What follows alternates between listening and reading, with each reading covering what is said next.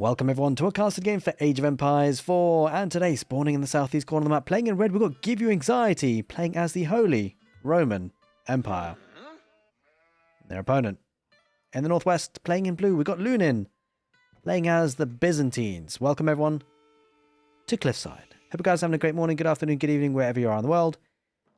We're going to have a cracking game today on Cliffside, because it's one of my most favourite maps, but I've got to say, two very popular civilizations as well, in the Holy Roman Empire and the Byzantines.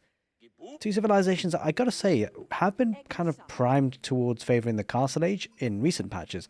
But I'd say in this particular patch that we're playing on at the moment, with marching drills for the Holy Roman Empire, with the Byzantines getting the extra 10% gather rate bonus on the cistern, it feels like actually feudal age is a nice time for these two civilizations. They can do a bit of work. What I would say though, I do feel like the HRE, the Holy Roman Empire, do have a slight edge because of the fact that their bonus for the economy is a 40% gathering rate from the prelate, which is absolutely bonkers, compared to the 10 from the Byzantines. So with that kind of economic disparity, it means in the early stages, like right from the get-go, the economy will be just straight up better for the Holy Roman Empire. And so then you start to question, well, what is the competitive edge that the Byzantines have? And I think it's a struggle. I think it's a struggle in the feudal age for the Byzantines in this particular matchup. I don't feel like they have something that's kind of sticking out the woods as being superior to the HRE in the feudal age. If anything, the HRE get access to man-at-arms, which is not as easy to counter. They can perhaps go for the Grand Winery though, as the Byzantines, which will lend themselves into a good spot maybe into the mid to late game, which is perhaps where the Byzantines start to come alive a little bit. And I think in this particular matchup, it's probably going to be the HRE kind of pulling the strings, doing what they want to do, going with the Arkan Chapel, possibly thinking about a fast castle behind that, looking to pick up some of those relics. And it does feel like maybe it's going to be the job for the Byzantines to try and deny that, put some pressure on early, and work from there. Now, considering the economic disparity between the two civilizations, it does mean that the Byzantines, having to put pressure on, it's something that they're probably going to have to do, right? It's going to be a tricky situation. You can't really let the HRE untouched and unharmed because you can't really keep up at this stage of the game. And I would like to say a very big thank you for everyone who's supporting the channel, whether it be on Twitch and YouTube. You guys are absolute legends. I was just mentioning to Twitch chat earlier that I've had a lot of growth on YouTube, and that's such an amazing thing for me because it's a very sustainable source of growth, and, well, it does help me continue to pump out content for Age of Empires 4, so super, super appreciated. Everyone in Twitch chat, hope you're doing well. How's it going, Hupsayer? It is the official farm, man. And this is Age of Civilization 5. It's not, but you know what? I'd love to see whether there would be an Age of Empires 5 on the cards at any point. I mean, obviously, Age of Empires 4 a relatively new game, but I mean, that would be pretty cool, right? I don't know. I feel like if an Age of Empires 5 was to come out, would I really... I mean, Age of Empires 4 is so good at the moment. It's a really good spot. It's not something I'd ever really move away from, I don't think. I can't see myself moving away from Age of Empires 4 in a significant way. Feels like it's going to be a big part of my content creative career for a very long time, if not forever. Who knows? I guess something drastic has to happen for Age of Empires 4 to tumble from here. Either way, on the back of this, the Byzantines got opting for the wheelbarrow upgrade, and that's going to help the economy catch up a little bit, but I'm sure HRE will do something similar. And it's going to go for the water level 2. So, I mean, ultimately the Byzantines can catch up in a way, but they're always playing catch up. They're going to be adding another cistern, extra aqueducts to connect them up, water level 2. That will increase the gather speed by 4%, and also production speed will be increasing with that. But yeah, this stage of the game, the domain of economy in this matchup will be laying with the Holy Roman Empire. With the commitment to an outpost like this, it really does suggest it's going to be a fast castle approach. And now bear in mind, in terms of defending this gold mine, there's kind of two angles of attack here for the Byzantines. Obviously, there's this direct route through the middle, now going to be protected by the outpost, which is great. But could also come around the south here, which is relatively open, and it will take a lot of time for that to actually happen. To be totally honest, with the units coming across the map that far, going that way around, by the time they get around, Geo probably would have collected a lot of the gold that he would need to, to be suffering any losses. Either way, you might possibly think about walling up down the south. We'll have to see whether he wants to commit to that or just play a little bit more greedy and just stick with the one outpost. Feels like he possibly could get away with just one outpost. And so go for the Grand Winery, I think, is an obvious choice in this matchup. Now, doing damage early is always a bit tricky, and if you do go for that kind of posturing to say, hey, look, my game plan is going to be about really completely denying what the HRE are going to do, it sets you up to a sort of a tunnel vision strategy, right? You're going to have to do damage, and if you don't, then your game is pretty much over. The Grand Winery gives a bit of another bit more of a creative outlet for the Byzantines, maybe get some mercenaries, pump out some units that way, get a bit of an edge there, and of course, in the mid to late game, olive oil certainly will come into play and help out the Byzantines to try and fight off the Holy Roman Empire. It's going to be the mercenary opening with the stable, horsemen popping out, and in kind of thinking about what mercenary contract is going to go for. Kind of an interesting thought. Going up against the HRE, it's always a bit of a tricky one, right? Because HRE can deal pretty well against Keshiks. Even the man-at-arms with the heavy maces can do a job. Keshiks will give the movement speed, though, for the Byzantines, and so maybe mobility could be something that he favours. Longbows from the Western Mercenary contract, I'm not so sure about that. The reason why is because the HRE do typically get to the castle age quickly, as we can see here, going for the Regent's Cathedral, and by the time the Byzantines even get the Mercenary contract research, he's going to go for... Okay, alright, I take it back. He's going for longbows. It's a curious one, right, because you expect the HRE to go for heavily armoured units, and longbows traditionally just don't do so well. Of course, their attack type is not going to work out too well, but with the horsemen diving on the villages on gold, pushing the villages off of gold is actually quite important. Because there's one thing getting to the castle age, there's another thing actually making it worth your while, and to make it worth your while, you're going to need gold. That is for sure. But ultimately, the horsemen can't dive in for that long with the outposts, garrisoned with villagers, and so did lose a bit of HP on those units. Going to look to get iron under mesh, and the timing on this for the HRE, we've talked about it a few times on this channel. I feel like the Predator is just a bit 40% compared to 10% as an opening. It feels like the disparities is just a little bit too much. With 7 minutes on 30 seconds, 25 seconds or so to get to that castle age, that's such a quick uptime, and bear in mind that's with an outpost being built too. And so now it's going to be down to the domain of the Byzantines to try and deny relics being picked up, but also try and make their way into the castle age slowly but surely. The kind of concern that I have for Lunine and the way that Lunine is playing this is that fast tech up is quite difficult to counter it. You can, to put some pressure on like he is now, maybe going for a bit more of a boom and greed approach. Second town center is commonly played against the HRE. The HRE do then sometimes get some more of the relics, but with the second town center of the Byzantines or early or any other civilization, means their economy will be better. They have a bit more of a powerhouse push in the castle age, and then the HRE kind of forced to go to the Imperial Age to get the Palace of Swabia. But that's a different game. Of course, we're not really looking at that situation here with the Byzantines staying in one town center. Horsemen, they're going to do the best they can against knights, but look how many horsemen are having to just try and contest with one knight. And that is the power of the heavily armored units. And the longbows, I don't think are going to add too much more to this fight. I had a bit of ranged attack, but they're going to be tickling these knights really.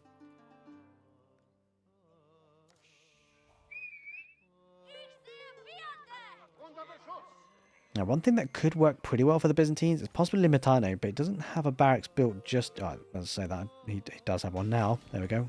We look back and it's going to be Limitane. That'll help against dealing with the stable units, the knights, and yeah, okay, he's going to get an outpost here. Jiwei, he's had enough of dealing with these horsemen. He's had enough of being attacked from the south. Looking to get the outpost up. Doesn't quite manage to get up in time. Villagers have to back away. Might get a couple of kills here. The Byzantines. He does, and he's got Expilatores as well. So getting another, 40 gold in total there. It's a nice bit of a boosting towards, saving up for that castle age. But, one knight here is going to be challenging a lot of these horsemen. Again, longbow's not really dealing out too much damage. But this is good pressure from the Byzantines, I have to say. He's going to take out the knight in the end, but, had to commit a lot of numbers. But that's fine, because now the villagers are away from mining gold, and, GOA is going to need that gold to be able to get more knights. He's got 2 further on the field, and this is where the horseman numbers are going to have to back away, right? Because the knights, pound for pound, they are, just far superior from this horseman. He's still trying to keep active on the map, though, Lunine, and he's still getting some good delayment here, I got to say. Overall, whether it's worth the horseman, I think it probably is, because he is getting villager kills. More importantly, he's getting gold as well. And I think overall, actually, not too shabby. Those 2 villager kills there are pretty important. It's worked out pretty well for him. Unfortunately, he's going to lose this horseman a little bit cheaply there. Wasn't needing to take that fight. And he did have the superior movement speed as well. So, yeah, a bit of a bad situation there, because the, of course, horsemen just, they move faster than the knights, of course. 1.88 tiles per second for the horsemen. And a 1. Wait, that's because they're charging. The knights do get a charge, to be fair, so that's pretty hefty. But it's 1.62 as a resting movement, as the baseline movement. The second outpost now built. It's going to be tricky for Lunine to now pressurize this, and opting for a barracks to maybe look to get some man-at-arms. That will be very difficult for the Byzantines to deal with, and you can see he's still stuck in that feudal age. This is where a second town centre does feel like it would have been more appealing, but he's sticking with one for now and looking to maybe try and get to the next stage at some point. But he's committing to heavy amounts of units. Maybe this is an all-in play, actually. This could be an all-in play for the Byzantines. It might not be a bad approach. It does feel like that's kind of his options here. If he tries to go to Castle Age now, he's not going to be able to produce units, and I don't think he quite has enough to stave off a full force HRE attack at this point. Getting a couple of horsemen of his own in the north. Looking to clear up the protective units on the sacred site, on the relics rather. It's got 2 so far, and possibly looking to venture out to a 3rd. Yeah, so this is going to be an all-in play. You'd love to see it. It's going to be Kyrocyphon coming from the Byzantines, looking to burn everything down what they can and do significant damage. He has killed a lot of villagers, to be fair, which certainly helps, but of course the buffering from the 40% gather rate of the prelate inside the Argon Chapel goes a long way to recuperate that. He doesn't have wheelbarrow, by the way, so it's quite a long walking distance for GUA here. Would do well to get a lumber camp. But he's got other problems on his hands. Got the Kyrocyphon burning things down. The outpost will go down pretty quickly. I gotta say, the Kyrocyphon damage output is pretty hefty. He's gonna rush on in, and this is where things become a little bit tricky, right? Because of the stable units from GUA, like the Limitani are gonna get a great value from this. So I feel like the barracks need to produce man-at-arms. I think this is way out of the sticky situation. It is pretty sticky. But yeah, he's moving on in, and he's going to deny gold in a big way, and that's a huge problem for GUA, I got to say, because without gold, well, that's his competitive advantage from the Castle Age kind of not really there anymore, and shield walls deployed by the Limitani allows him to move closer to the town centre.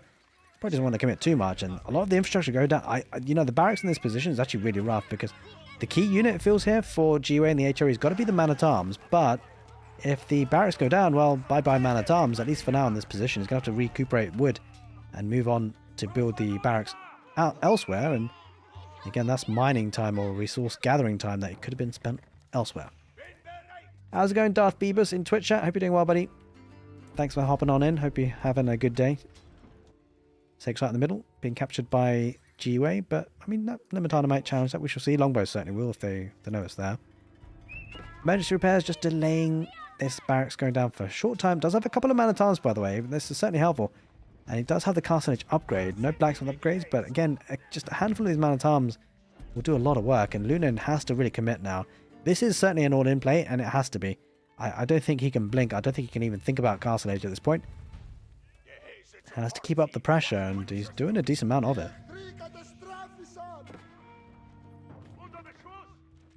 Takes the first barracks out, about to take out the second. Horseman keeping a tab on those knights. This is where things become a little bit scary for GUA.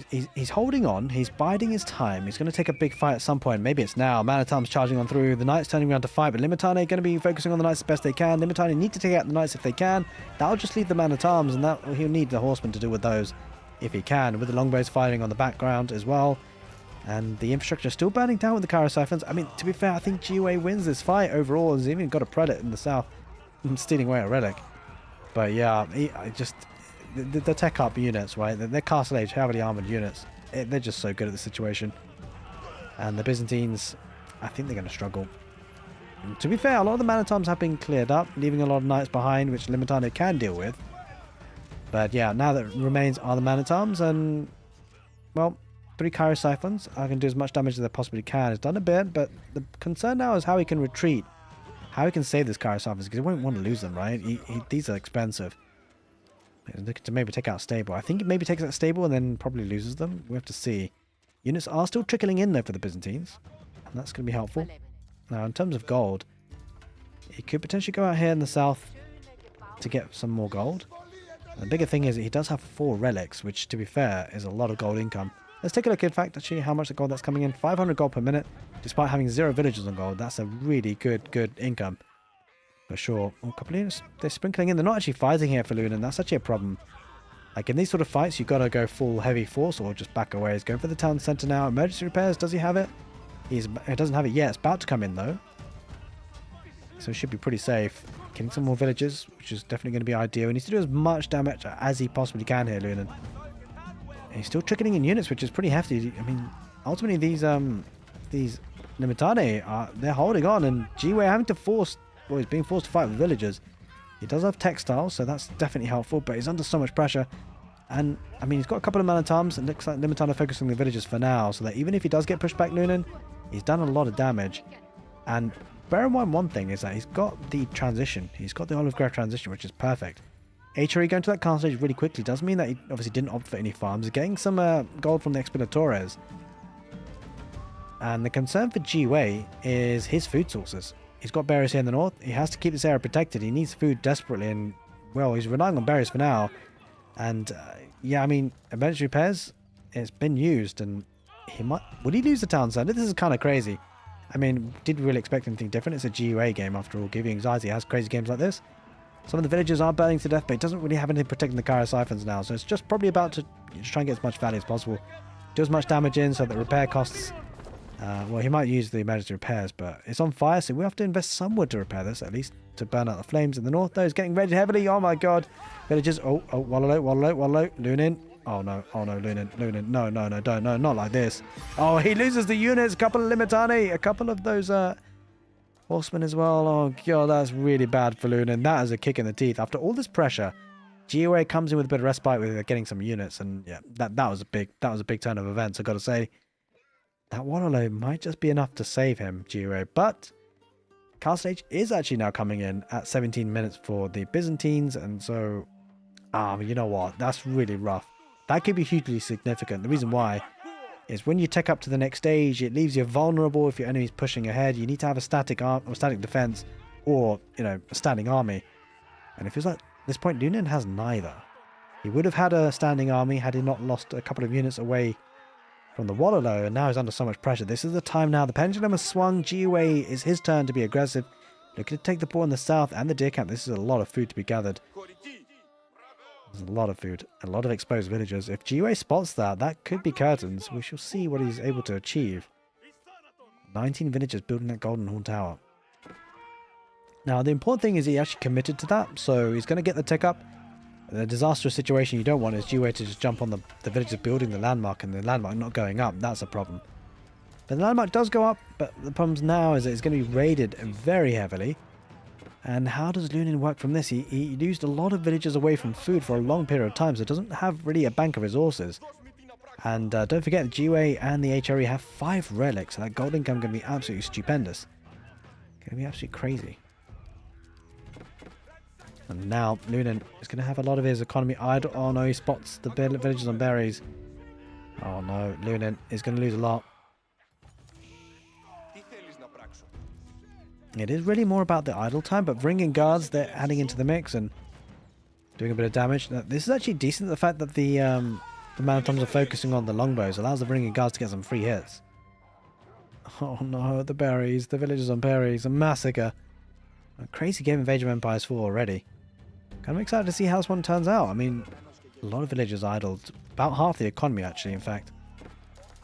Adding some crossbows. So, crossbows, ring and guards could be a strong army composition for the Byzantines. Just need to make sure it gets back on gold. He's really struggling on that front. And on the east side, yeah, GUA, he's going to delay the farming transition for as long as possible. Go for the deer camp and the boar in the north, and that's a lot of food they can gather. Man-at-arms being peeled off on the left side, and this is a good position for GUA. He lost a lot of villagers. He had a bit of idle time, but the pressure coming in. He lost a bit of production, for sure. But the threat of a couple of man-at-arms forces Lunin to be at home with his army. Can't be aggressive with it. Has to make sure he keeps his economy safe. And that gives some time now for GUA to even think about sacred sites.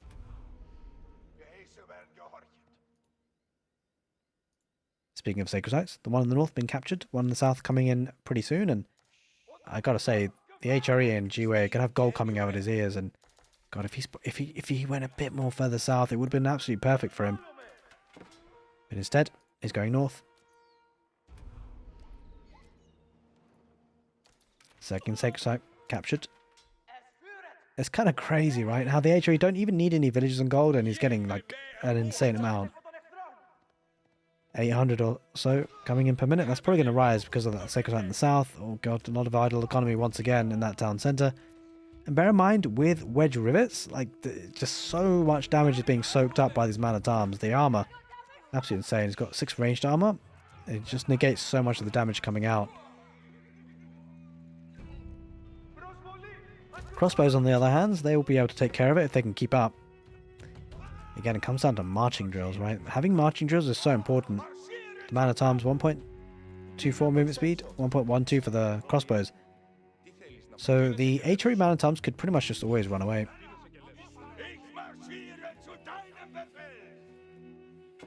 I'll tell you what's not running away. Some of these villagers, a couple have died on the deer camp.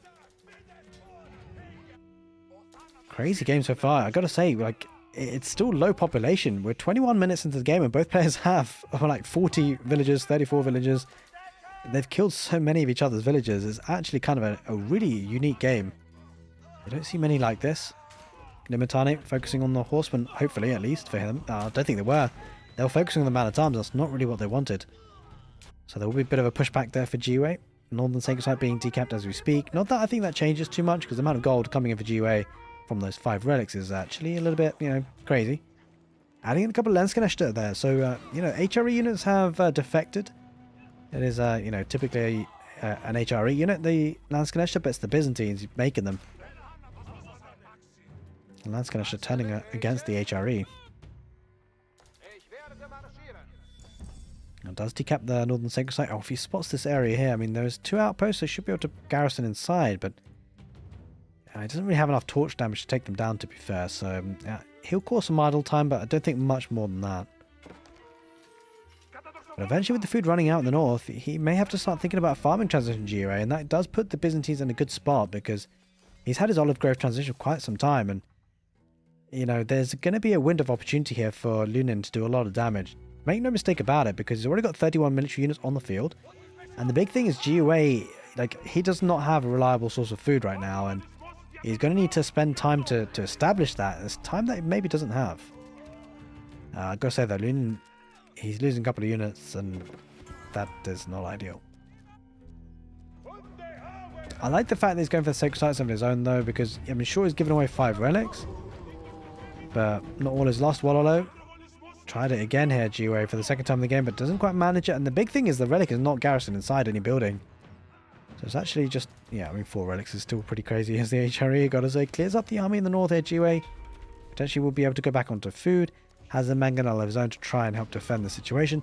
And he does have a farm coming up, so maybe some more will be added in slowly but surely. I think GUA recognizing the timing, although to be fair, it does have a board, and that's a lot of food. And he's moving out to the board now. There's 2,000 food there.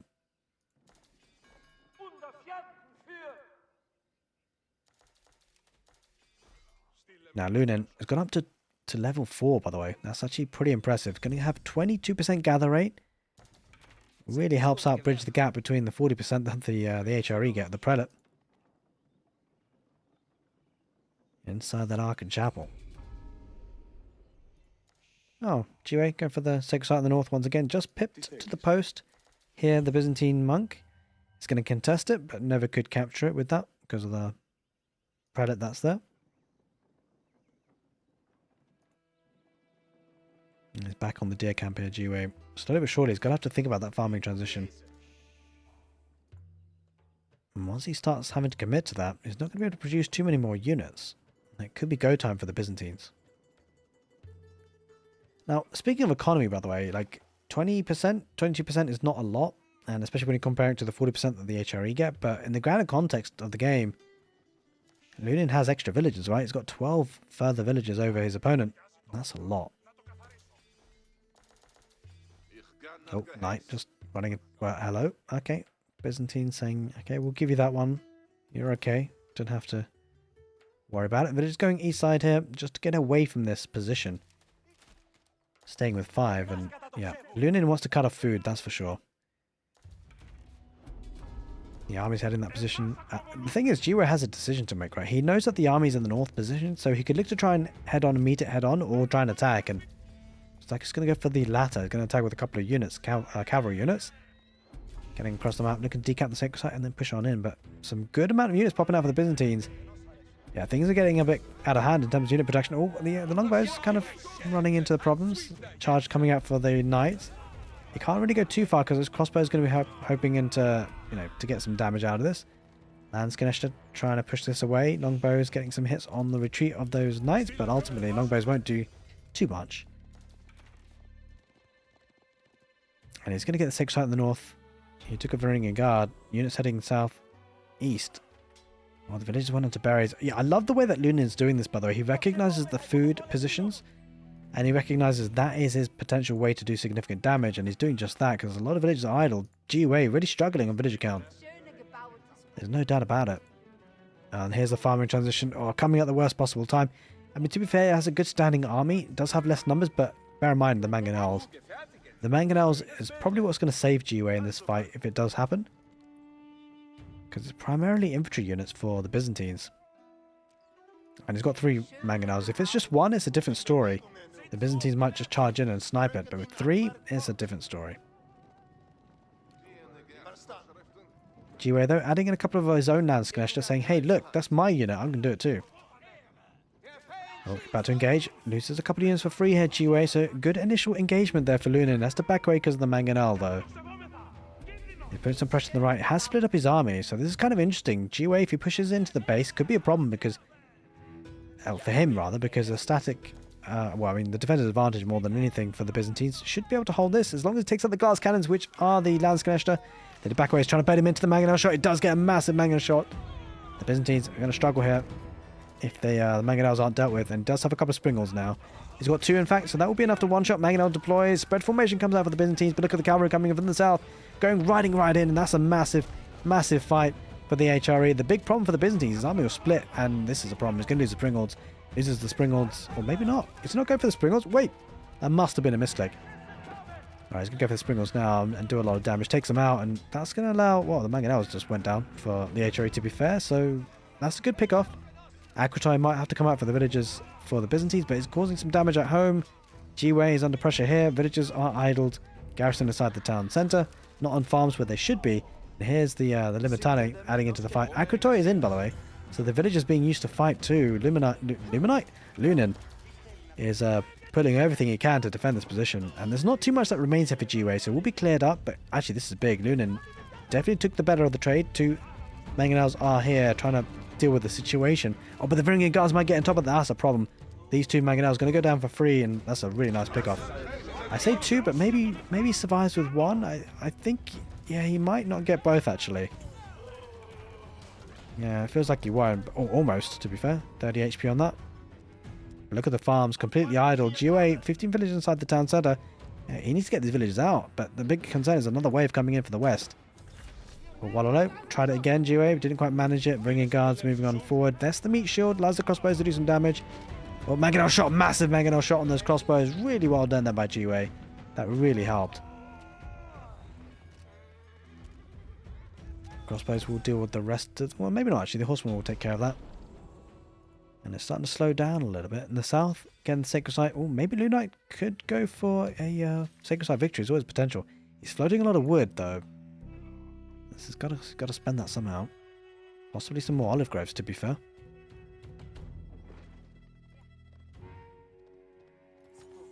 The HRE GUA back onto farms. And I'm going to say overall, though, I think Lunin has a better economy. Because you factor in the 40% gather rate from Prelate, but the system's up to 22 and he's got a massive villager lead. And don't forget, he's getting 2 resources technically from the olive groves, getting both food and olive oil that he can make the mercenaries with. And some of those mercenaries will have the Landsknechte up. Adding in some Kyro Siphons once again. Not for the first time in the game. Well, Magana might spot this, though. This could be problems for those... Well, Landsknechte might run on in, actually. Oh no, the Mangonel focused on the Kyro Siphon, gave away the situation, gives away the attack notification, and maybe Landsknechte should run on in, but yeah, it looks like he's going to try and snipe it. Oh, a massive Mangonel shot on the Landsknechte there. Byzantines having to back away.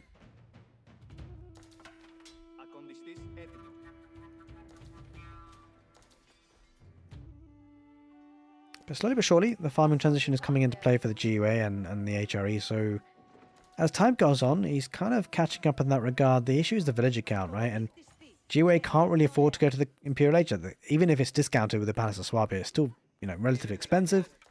And he just doesn't have the economy for it right now to be able to make the Palace of Swabia and also get units out. Oh, another mangonel shot. Oh, God, he's had so many good mangonel shots here, GUA. Lunine, he's got to be careful. Edging forward, one Springald, so we'll need 2 shots. Mangonel deploys, does get hit on some of the infantry. He's backing away now, though. Will Springald get a shot? Struggling to get it off, and well, the second Mangonel, this could be problematic. Byzantines moving away. He's got to move away quicker. Oh, that's not quick enough. He's going to take massive damage there. Horseman trying to ride on onto the Springald. Doesn't quite manage to get it. He's got the surround with the units of Byzantines. But just coming out to repair the Mangonel, really maximizing its use. And a bit of raiding on the right side with one ringing guard, but yeah, that'll be dealt with in the end. Some good Mangonel shots holding here for GUA.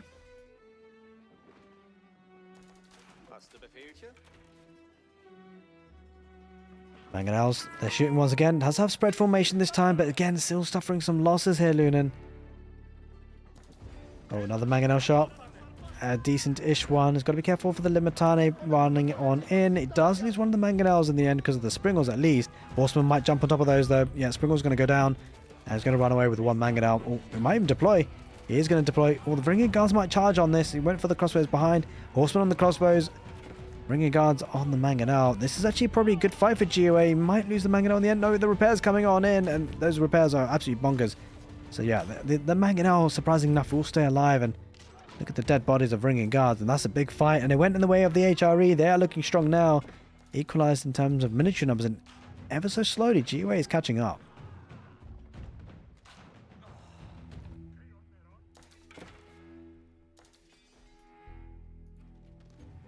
That window of opportunity when he had to have a farming transition, GUA, he's safely navigated that pressure. Horseman going a bit too far out of the bounds of the HRE base and getting caught out.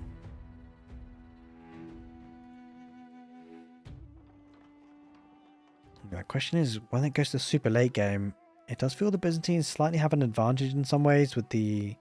Well, it depends what landmark, but certain siege engines can really be helpful for them. Their HRE, though, on the other hand, with 4 relics, they're going to have a good eco boost because of that.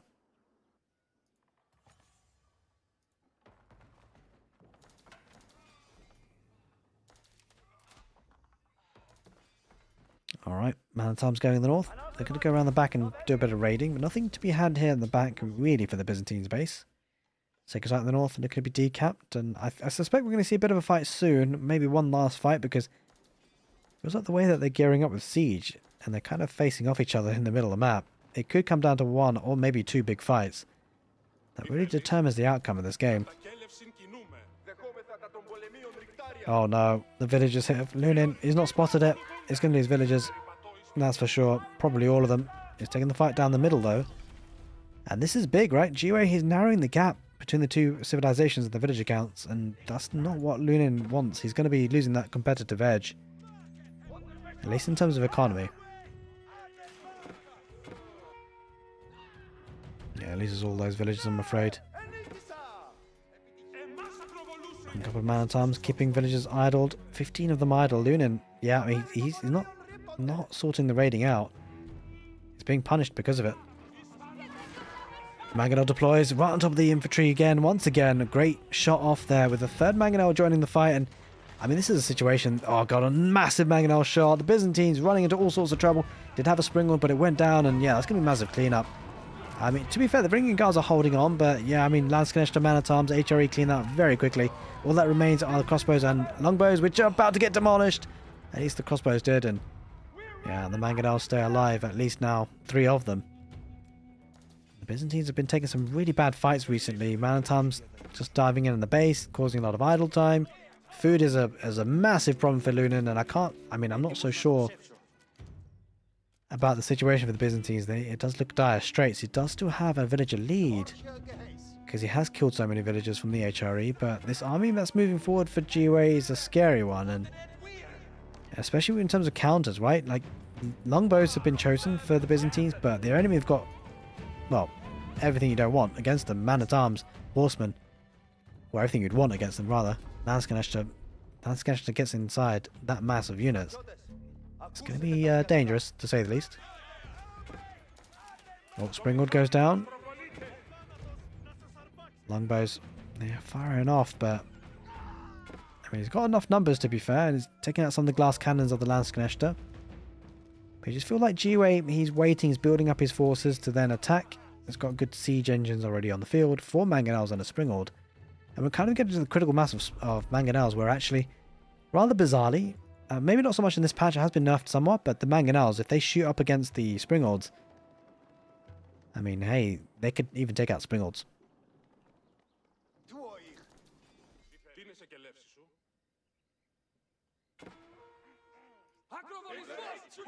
Oh, adding a cataphract or two. This could be an interesting addition to the army for the Byzantines, by the way, because, of course, one way of dealing with siege is obviously Springalds. Another way is maybe getting cataphracts and trampling on in. We're going to see some... Oh, that's a massive mangonel shot, and we may see some more. Springalds, though, it's just so many here, the HRE. Oh, God, longbows. They're getting absolutely demolished by those mangonels, and there's a massive meat shield of units here for Jiwei. He's really pushing on heavily.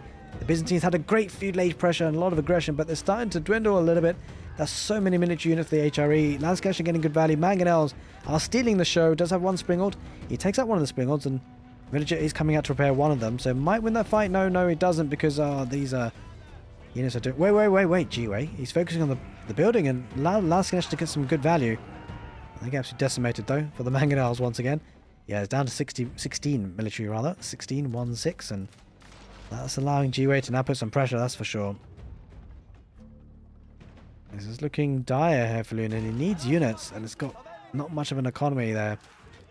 55 villagers, but 15 of them are idled. Looks like the man-at-arms causing untold problems in 2 areas, and he's really spread it out. Oh no, these villagers, they're leading the HRE where they do not want to. He's going to spot this. That's a lot of unguarded villagers. To be fair, these outposts do have mangonel emplacements inside them, or at least one does. Houses are on fire, possibly going to burn down to the ground pretty soon. Oh, wait, the mangonels were left unguarded for a minute. Bringing guards might just get one, maybe? Not even that, that's unfortunate. And so the siege onslaught continues from the HRE in the north, decapping the sacred site. Yeah, you can see Jiwei really starting to get a stranglehold in the game. Loses the Springald. The Byzantines, they're starting to crumble. With 38 minutes on the clock, and yeah, with this army coming in now, it feels like it's going to be really tricky for Lunine to do all of this, right? He's on the wood line. Man-at-arms going to be slaying those Byzantine villagers. Got siege on the back line. 2 mangonels and a Springald, and even the man-at-arms going to just go dive underneath the town centre. There's been 15 villagers garrisoned inside that town centre almost forever. For such a long time. Man-at-arms coming on the west side as well, on top of the olive groves. Villagers, they're struggling. Alright, well, looks like Jiwei. He's just doing so much damage, and there it is in the end. The Byzantines have to tap out. There was no way back there at all. And well, Lunine, he taps out on cliffside. It was a great match. Hope you guys enjoyed this. And if you did, make sure you give the video a thumbs up on YouTube. Take care, and see you next time.